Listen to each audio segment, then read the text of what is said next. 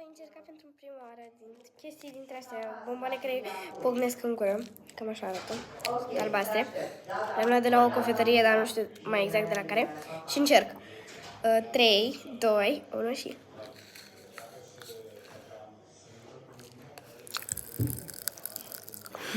Ce tare!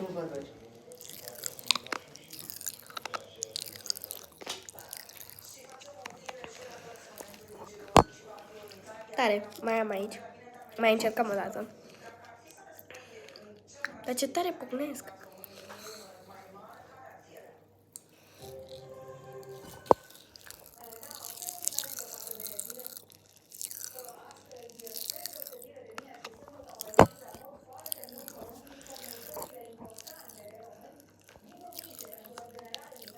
Mai am.